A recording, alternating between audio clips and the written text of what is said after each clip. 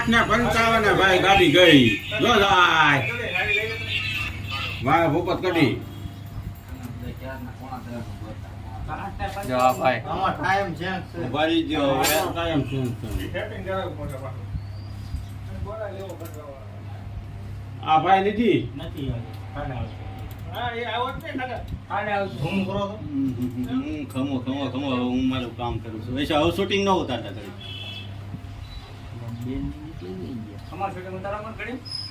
ભલે ની એનું કામ કરે હું તો હમણાં ઉતારું